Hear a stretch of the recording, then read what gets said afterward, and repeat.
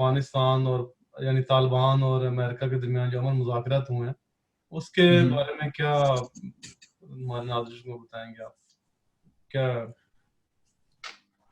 दोहा में जो पिछले दिनों कॉन्फ्रेंस हुई है, दोबारा पीस टॉक्स चल जी रही जी है, ये बेसिकली मामला चला है। वैसे तो अफगानिस्तान का इशू जो है उसको मोर देन 40 इयर्स हो गए डिस्प्यूट का। 79 से मामला जो है आपको पता वो चल रहे हैं वहां पे, ठीक है जी ना। जी तो उसमें रशिया जब से 79 से आया, फिर उसके बाद ऑनवर्ड वहां पे लॉ एंड ऑर्डर जो है वो ज़ाहिर है जंग की कैफियत ही है। लेकिन 9/11 के बाद जब अमेरिकन ने वहां पे अटैक किया है अक्टूबर 2001 में, ठीक है, 2001 में, तो तब वहां पे तालिबान की हुकूमत थी। मुल्ला उमर थे अमीरुल मोमिनीन वहां पे, या और इन्होंने उनसे हुकूमत छीनी।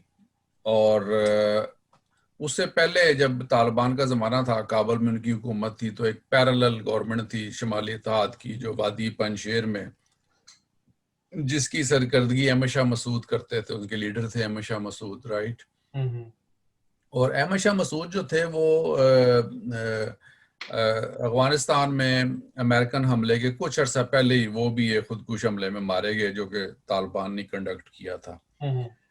तो शुमाली इत्तेहाद जो था वो तालिबान के खिलाफ एक मुद्दत से वो बरसरे पेकार थे, वो उनकी आपस में झड़प झुड़प होती रहती थी। लेकिन तालिबान जो थे वादी पंजशेर पे, उस जगह पे, उस इलाके पे कब्जा नहीं कर सके। तो जब अमेरिका ने तालिबान का इलाका खाली करवाया, बमबारी की और काबुल पे उन्होंने एयर स्ट्राइक्स की, तो ज़मीन से फिर जो शुमाली इत्तेहाद के लोग थे इन्होंने आके, इनके पास मिलिट्री फोर्सेस भी थी, फिर इनको अमेरिका ने बहुत असला दिया, और ऊपर से ज़्यादा उन्होंने एयर स्ट्राइक्स की और टारगेट किलिंग की इनकी तालिबान की, जिसके नतीजे में फिर इन्होंने इक़्तिदार संभाला आके, ठीक है ना, जो शुमाली इत्तेहाद के लोग थे। और तालिबान जो थे ये फिर डिस्पर्स हो गए वहां से, काबुल से। बहुत सारे लोग इनके गिरफ्तार हो गए, अमेरिकन ने बहुत सारे लोगों को मार भी दिया, बहुत सारे लोग गिरफ्तार भी हो गए। इनकी लीडरशिप जो थी वो अक्सर रपोश हो गई, कुछ ईरान चले गए, कोई लोग पाकिस्तान कंधार के इलाके से होते हुए कोयटा की तरफ चले गए, कोई वजीरिस्तान चले गए, और कुछ लोग इंडिया भाग गए, यानी डिस्पर्स हो गई सारी लीडरशिप इनकी। सही। लेकिन इन्होंने फिर क्या किया कि गुरिल्ला वार शुरू कर दी तालिबान ने, ठीक है, अमेरिकन के खिलाफ। तालिबान समझते थे अमेरिकन जो हैं ये इंट्रूडर्स हैं। बात भी दुरुस्त है, यानी दूसरे मुल्क से आए, इन्होंने हमारे मुल्क पे हमला किया, कब्जा किया है। और शुमाली इत्तेहाद के लोग जो थे ये ज़ाहिर है ये अमेरिकन सपोर्ट थी इन लोगों को। और पहले वहाँ पे उनकी हुकूमत हामिद करज़ई थे प्रेसिडेंट, उसके बाद फिर अशरफ गनी। लेकिन इस सारे दौरान में जो अमेरिकन थे अपनी तमाम तर कोशिशों के बावजूद, और शुमाली इत्तेहाद जो है जिसमें उज़्बेक शामिल हैं, जिसमें ताजिक शामिल हैं, जिसमें हज़ारा लोग हैं वो शामिल हैं, कुछ ईरानी भी शामिल हैं, कुछ फारसी बान शामिल हैं, बहुत सारी कौमें जो बस्ती हैं वहाँ पे ये लोग शामिल हैं। ये लोग अपनी पूरी कोशिश के बावजूद तालिबान को एलिमिनेट नहीं कर सके, ठीक है ना। अब इस सारे प्रोसेस में इतने सालों में, क्योंकि इसकी बहुत सारी डिटेल्स हैं, मैं मुख्तसर बता रहा हूँ इस सारे प्रोसेस में उसामा बिन लादेन भी मारा गया, और मुल्ला उमर भी, यानी वो किसी तबई अपने अलालत की वजह से उनका भी इंतकाल हो गया, बहुत सारी लीडरशिप इनकी खत्म हो गई। लेकिन इनकी जो स्ट्रगल थी, आर्म्ड स्ट्रगल थी, जो शुमाली इत्तेहाद और अमेरिकन के खिलाफ थी, वो इन्होंने जारी रखी।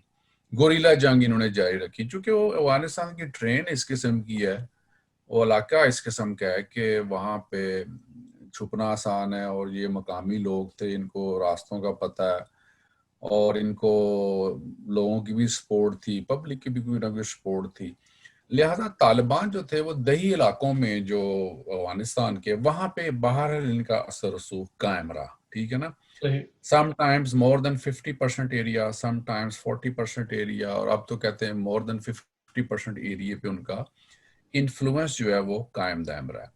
इधर अमेरिकन जो थे ज़ाहिर इन्होंने भी अपने टारगेट अचीव कर लिए। जो इनका असल एनिमी था उसामा बिन लादेन, जिसको ये समझते थे कि वो 9/11 के हमलों का मास्टरमाइंड है, उसको इन्होंने मार मुर दिया था। ओबामा की भी कोशिश थी कि यहाँ से निकला जाए, लेकिन वो इस कोशिश पे कामयाब इसलिए नहीं हो सके कि पेंटागन की और सीआईए की बहरहाल ये उनकी प्रायोरिटीज नहीं थी कि अफगानिस्तान को खाली किया जाए। वो समझते थे कि यहाँ से अमेरिकन फौज निकल गई तो तालिबान इतने स्ट्रांग हैं कि वो दोबारा शुमाली इत्तेहाद की गवर्नमेंट को गिरा के तो दोबारा इक़्तिदार पे कब्जा कर लेंगे और ये इलाका अगेन उन फोर्सेस का गढ़ बन जाएगा जो एंटी अमेरिकन हैं, ठीक है। और ये वो फोर्सेस थी जो इराक में, सीरिया में और मिडल ईस्ट में अमेरिकन के खिलाफ मसरूफ जंग थी, ठीक है ना। तो इसलिए अमेरिकन उन फोर्सेस के लिए यहाँ वैक्यूम नहीं क्रिएट करना चाहते थे कि यहाँ पे उनके लिए कोई सेफ हेवन हो, क्योंकि अफगानिस्तान में अरब वर्ल्ड से बहुत सारे दहशतगर्द जो थे वो उस जमाने में आ चुके थे और वहाँ पे बहुत सारे ग्रुप्स जो थे वो एक जिसे कहते हैं ना एक जंक्शन ऑफ ईवल बन चुका था कि दुनिया जहान के दहशतगर्द ग्रुप वहाँ, दुनिया जहान की इंटेलिजेंस एजेंसीज वहाँ, दुनिया जहान की मिलिट्री फोर्सेस वहाँ, वो एक जंक्शन बन चुका था इन तमाम ईवल्स की आपस में वॉर का। अब होता ये है कि ट्रम्प साहब जो हैं वो ये कहते हैं, वो एक बिजनेसमैन है और वो ये प्रेडिक्ट करते हैं और वो जिसकी कैलकुलेशन करते हैं कि हम एनुअल अफगानिस्तान पे 70 to 100 billion dollar per year, इतना उन्होंने एस्टिमेट लगाया है, मे भी थोड़ा कम ज्यादा हो, इतना पैसा हम खर्च करते हैं, ठीक है। और लाशें उसके अलावा आती हैं फौजियों की। जब अमेरिकन फौजी की लाश आती है अमेरिका में तो बड़ा मुसीबत पड़ जाती है वहां पे, ठीक है। वो ऐसा तो नहीं है कि कौम फख्र करे कि भाई शहीद आया पाकिस्तान में और नूरजहान का गाना चला दें, ठीक है, और माँ बाप आके टीवी पे कहें कि हमारा एक और भी होता तो हम कुर्बान कर देते। वो बिल्कुल डिफरेंट सोसाइटी है वहां पे। मेरा मतलब है कोई बिल्ली का बच्चा भी मर जाए तो वो लोग कहते हैं यार ये खून ट्रायगा क्यों गया ना। तो उनके लिए जिंदगी और मौत एक डिफरेंट उसको एंगल से वो लोग देखते हैं। तो जब यहाँ से अमेरिकन लाशें वहां जाती रही हैं, ठीक है, तो वो लोग इस चीज को जस्टिफाई करना बड़ा मुश्किल है उन लोगों के लिए कि ये लोग किस कॉज के लिए अब मर रहे हैं। बहरहाल ट्रम्प साहब की जो कोशिश थी कि इस मुसीबत से जान छुड़ाई जाए, ठीक है, और उन्होंने इसका अंदिया दिया। वो एक बिजनेसमैन है और उनकी ये सोच थी और मेरा ख्याल अच्छी सोच थी कि हमें क्या जरूरत है उस घर में इतना पैसा खर्च करने की और अपने बंदे मरवाने की और उनके बंदे मारने की। लिहाजा इन्होंने पीस टॉक के लिए तालिबान को इनविटेशंस भेजी। पाकिस्तान के जरिए भी इन्होंने बहुत सारी मीडिएशन करवाने की कोशिश की जो कि कामयाब भी हुई। और एक शख्सियत है ज़ल्मे खलीलजाद, ठीक है, वो कोल्ड वार के ज़माने में भी अफगानिस्तान में रहे और वो अमेरिकन हैं और वो अफगानिस्तान की ट्रेन को, यहाँ के ट्राइब्स को, यहाँ के लोगों को, इनके मसाइल को बहुत अच्छी तरह समझते हैं। तो उन्होंने सारी नेगोशिएशन जो थी वो कंडक्ट की, तालिबान के साथ बात हुई।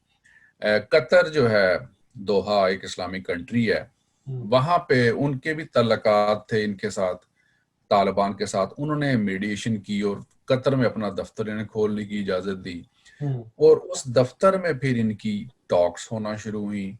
और टॉक्स के नतीजे में फरवरी 2020 में फर्स्ट टाइम तालिबान का और अमेरिका का एक एग्रीमेंट हुआ, पीस एग्रीमेंट, ठीक है, जिसके तहत अमेरिकन जो थे उन्होंने एग्री किया कि हम यहाँ से अपनी फौजें निकाल लेंगे, ठीक है। और तालिबान के 5000 के करीब जो कैदी हैं काबुल में उनको भी हम छोड़ देंगे, जंग बंदी हो जाएगी।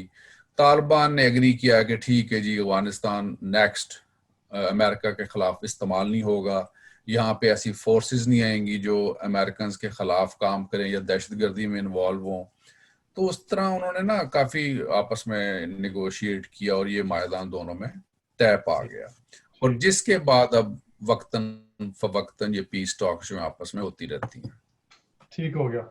अच्छा, मैंने ठीक है, बहुत शुक्रिया, आपने बड़ा अच्छे तरीके से एक्सप्लेन कर दिया। बाद में एक सवाल जो शुरू से ही खास तौर पर मेरे ध्यान में जो उठता रहा है वो ये है कि वाकई अमेरिका को, जैसे आपने अभी ट्रम्प की बात की है, इसके पीछे बेसिक मकसद क्या हो सकता है? अमेरिका इतना पैसा जो वहां पर लगा रहा है, ये नाटो फोर्सेस वहां पे हैं या दूसरे मुल्कों के भी फौजी उधर हैं, बेसिक मसला वहां पर क्या करना है असल में? देखिए इसमें बहुत सारी थ्योरीज होती हैं, बहुत सारे ममालिक के इंटरेस्ट होते हैं। एक सुपर पावर की ईगो भी होती है, ठीक है, और उसका एक अपना कंडक्ट भी होता है। जब 9/11 हुआ तो आप तसव्वुर करें कि अमेरिका में क्या हालात हुए होंगे, या वहाँ पे क्या सोच थी उन लोगों की कि भी हमारे साथ हो क्या गया, ठीक है। हम्म और उन्होंने उस सिचुएशन में जो टारगेट किया है अफगानिस्तान को, वो एक उनका नेचुरल रिस्पांस था।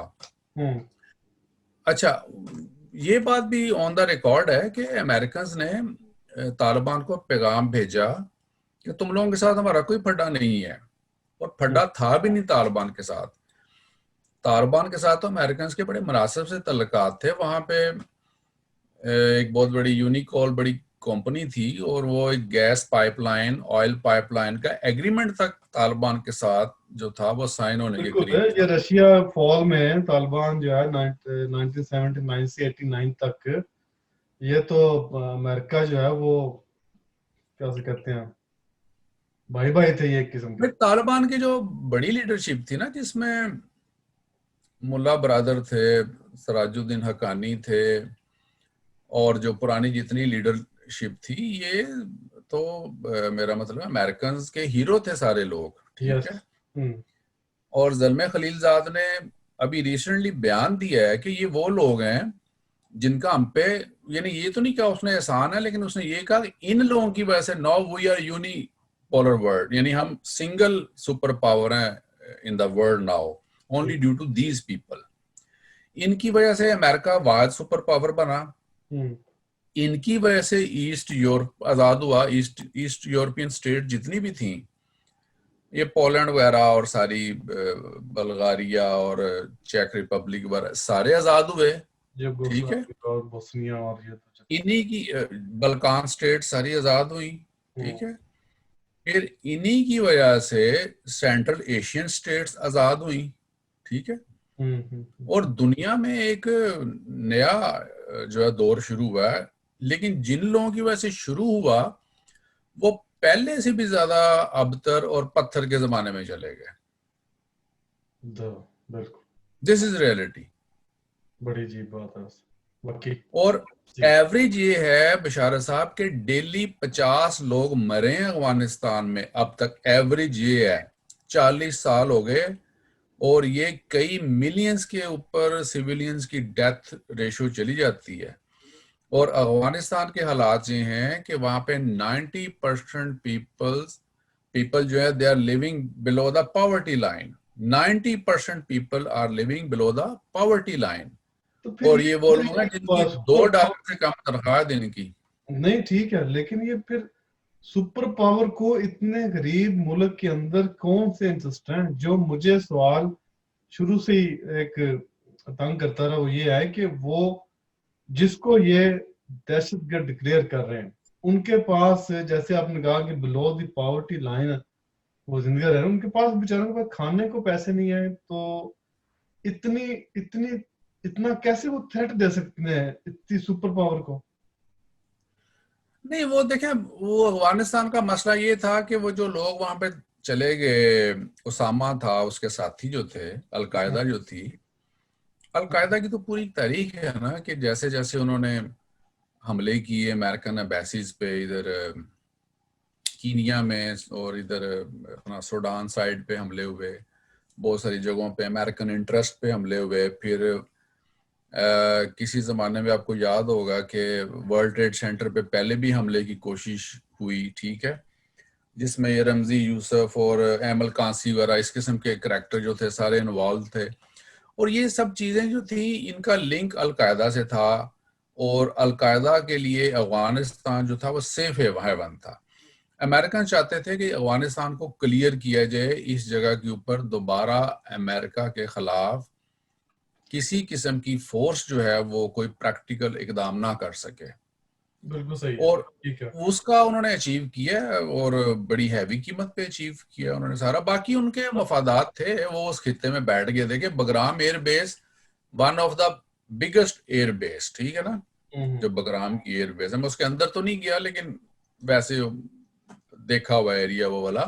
सही और है। वो देख के मैंने तो वैसे यही उस जमाने में प्रेडिक्ट किया था कि ये यहाँ से अब कभी नहीं जाते, क्योंकि इतनी बड़ी और इतनी वो जो है ना लेटेस्ट किस्म की वो एयरबेस है।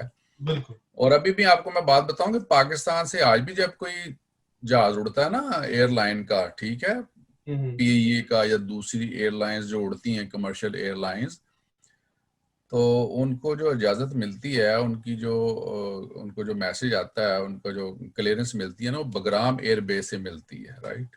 अच्छा जी, यानी उनका इतना ज्यादा अच्छा, इस सारा दिनों में मुझे बात याद आ गई, ये ब्लैक वाटर जो है, ये एक तंजीम है जो कि मेरे ख्याल अभी भी पाकिस्तान में है, आपकी इतला के मुताबिक कि चले गए हैं? पाकिस्तान में तो मेरा नहीं ख्याल कि अब उनका कोई है ऐसा सिस्टम। वो रागील शरीफ के ज़माने में ही चीज़ें वाइंड अप हो गई थी। बेसिकली वो कॉन्ट्रैक्टर होते हैं ना, ये तो सारे आगे से सिक्योरिटी फोर्सेस हैं, कॉन्ट्रैक्टर हैं, जो कि आगे आपके डिफेंस जो है अमेरिका का या आर्मी जो है उनके कॉन्ट्रैक्ट के ऊपर आगे काम करते हैं, मुख्तलिफ उनकी आगे से रिस्पॉन्सिबिलिटीज होती हैं। तो ये किस्म के कॉन्ट्रैक्टर होते हैं, और ये आप कह लें कि प्राइवेट एजेंसीज होती हैं फोर्सेस की, जो मुख्तलिफ मुल्कों में जाके अपने कंट्री और अपनी डिफेंस के बिहाफ पे काम करती हैं। ठीक है, ये एक यानी कि उनके उनका कॉन्ट्रैक्टर्स। कॉन्ट्रैक्टर थे, ठीक हो गया। अच्छा, एक मुझे ना जिन्होंने बात याद आ गई, एक कॉलम मैंने काफी अर्सा पहले जो है वो पढ़ा था, मुझे अब याद भी नहीं कि वो किसका था। याद भाई, उसने बंदे ने लिखा था कि अमेरिका जो है वो जहां भी गया है ना, तारीख हुआ है कि वहां पर खाना जंगी जरूर हुई है। अब मुझे नहीं पता कि उनका ये जो सेटअप है, ये पावर के लिए है या इस लिहाज से कि अगले मुल्क को कमजोर करें। देखें, मैं अब आपके सामने मिसाल देता हूँ उसकी, इराक की मिसाल के तौर पर। इराक, मुझे इधर काफी इराकी भी एक दो मिले हैं, कुर्दी नहीं, इराकी। कुर्दी तो हमेशा वो बात उसके खिलाफ ही करेंगे। वो कहते हैं कि जो इराक था सद्दाम के दौर में, अब उससे 100 दर्जे बदतर है। अमेरिका ये दावा ले गया था कि हम जो है वो अमन व अमान कायम करने जा रहे हैं, सद्दाम जुल्म कर रहा है, अवाम को ये कर दिया, वो कर दिया, पैसे खा गया, करप्शन है, ये वो। उनके ऊपर उसने हमले करवाए कि जी ये इसके पास केमिकल हथियार हैं। अच्छा, कुछ अरसे के बाद जब उसका तहस नहस कर दिया उसको, तो टोनी ब्लेयर साहब का पिछले दिनों बयान भी मैंने पिछले दिन तो नहीं, खैर काफी अर्सा पहले बयान भी पढ़ा कि जी जो इराक पर हमला हुआ था उसकी इंफॉर्मेशन सारी जो है वो फेक थी, जिसके लिए हम मातहत खा हैं। मैं जब सुना तो मैंने कहा यार देखो, ये बड़ी अजीब बात है कि एक चीज का बेड़ागर्क करते हैं, उसके बाद कहते हैं ठीक है जी माजरत, हमसे गलती हो गई। तो मेरा जो जाती ख्याल है ना, बेसिकली ये, ठीक है आपकी बातें दुरुस्त हैं फैक्ट और फिगर के हिसाब से, लेकिन मेरी जो अपनी एक असेसमेंट है जिसमें कोई फैक्ट्स शामिल नहीं, कोई फिगर शामिल नहीं, कि अमेरिका जो है वो उधर जो बैठा हुआ है ना, एक उसका कोई ना कोई बहरहाल पीछे मकसद है। देखिए, बिलियन डॉलर्स अपने अफवाज को यहाँ पे रखना, खर्चा डेली का, फिर उनकी अमवात भी, और उस दर से वो बगैर किसी मकसद के जीरो रिजल्ट लेकर निकल जाए, मुझे बात बहरहाल जी आजम नहीं होती। वो अपना या नहीं, तो देखिए, वो उस मफादात उनके बेशुमार होते हैं। अफगानिस्तान से भी उन्होंने बहुत सारे मफादात हासिल किए हैं। आप कभी वो गूगल कीजिएगा, मुझे एग्जैक्ट फिगर नहीं उसकी याद, कि ओपीएम की इंडस्ट्री जो है वो उन्होंने बड़ी उनकी फरोग पाई। उनकी वहां से अफगानिस्तान से ओपीएम कास्ट करवा के ले जाते हैं, और उसकी बिलियंस ऑफ डॉलर की इंडस्ट्री है, और बहुत सारी मेडिसिन में और बहुत सारी जगह पे वो इस्तेमाल होती है। फिर वो सिलिकॉन एक धात है जो कि बैटरियों में इस्तेमाल होती है, और ये ख़ास तौर पे आईटी इंडस्ट्री से रिलेटेड उसकी बड़ी इंपॉर्टेंस है। ये तो चले उनके हो गए ना मॉनेटरी इंटरेस्ट। इसके अलावा देखिए, जो इस किस्म की सुपर पावर्स होती हैं उनके स्ट्रेटेजिक इंटरेस्ट बहुत ज़्यादा हुआ करते हैं, ठीक है ना। आप बैठे हैं अफगानिस्तान में, यहाँ बैठ के आपने ईरान पे भी चेक रखा है, यहाँ बैठ के आपने चाइना पे भी चेक रखा है, यहाँ बैठ के पाकिस्तान पे भी चेक है, यहाँ बैठ के रशिया के भी सर पे हैं आप, ठीक है। बिल्कुल बिल्कुल।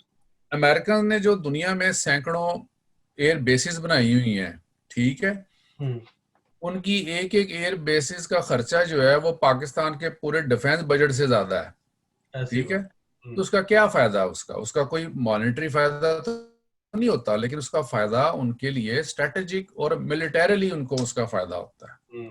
और इसके लिए वो प्रिपेयर करते हैं खुद को, उनके पास इतना पैसा रिसोर्सेज हैं कि सब कुछ कर सकें वो। बिल्कुल जी, असल में होता यही है कि ठीक है वो अपने लिहाज से ठीक करते हैं, क्योंकि आपने अपने सुपर पावर के स्टेटस को जो है वो बरकरार रखना है किसी भी सूरत बरकरार रखना के लिए। वो आप कह लें कि किसी भी मुल्क का वो बेड़ा गर्क करें, उसको तारें, उसको डुबोएं, ये उनकी अपनी साबियत के ऊपर है। तो ये बड़ी ताकतें उनके लिए इराक की क्या अहमियत है। उन्होंने इराक को, सद्दाम हुसैन को सबक सिखाना था।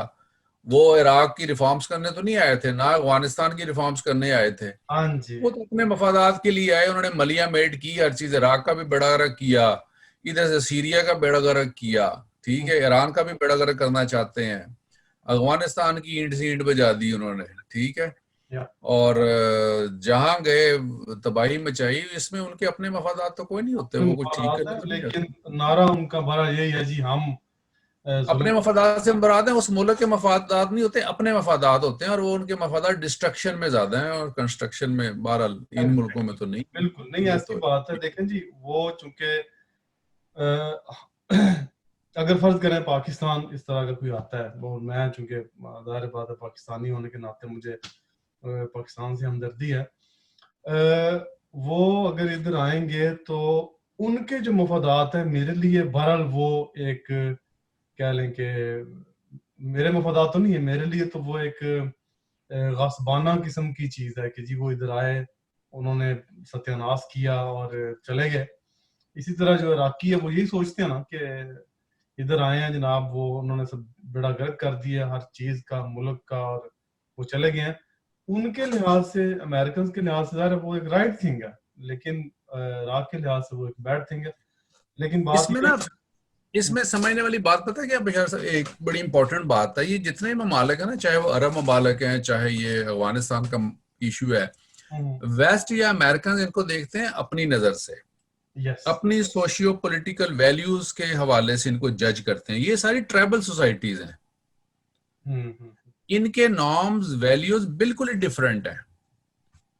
अब सद्दाम हुसैन जो था, उसने जिस डंडे के जोर पे वहां पे चीजें कंट्रोल की हुई थी, या जैसे कजाफी ने कंट्रोल की हुई थी, आप जितनी मर्जी डेमोक्रेसी पैदा कर लें वहां पे, वैसा कंट्रोल आ ही नहीं सकता। नहीं आ सकता। ये डेमोक्रेटिक वैल्यूज वाले कंट्री नहीं है। अफगानिस्तान का भी यही इशू है। अफगानिस्तान वॉरलॉर्ड्स का कंट्री है, और वहां पे मुख्तलिफ एथनिक ग्रुप्स हैं, और सारे बड़े स्ट्रॉन्ग ग्रुप्स हैं, ठीक है। वहां पे डेमोक्रेटिक कल्चर आ ही नहीं सकता।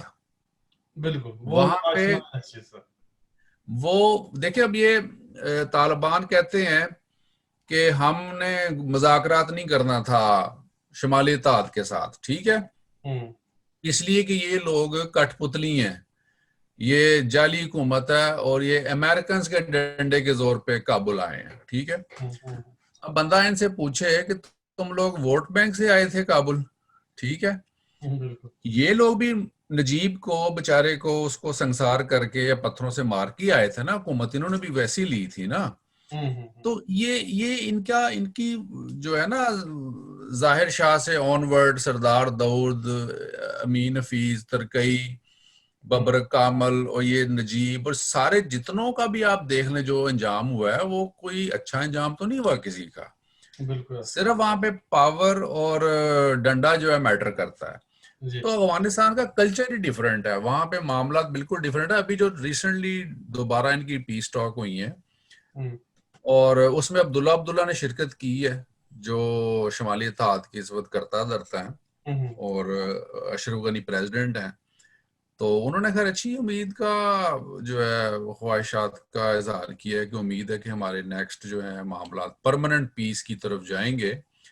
लेकिन इसके लिए ना दोनों फ्रीकैन को और दोनों तरफ से बहुत ज्यादा हौसला दिखाने की जरूरत है, तालिबान की तरफ से भी और शुमाली इत्तेहाद की तरफ से भी। अमेरिकन आज चले जाते हैं तो ये क्या गारंटी है कि वहां पे दोबारा ये जंगो जदल नहीं होगा और गन फायर जो है वो दोबारा शुरू नहीं होगी, कोई गारंटी तो नहीं इन चीजों की। सही बात है। तो ये नहीं, भी इनको बाकी आप खुद ये सोचना चाहिए।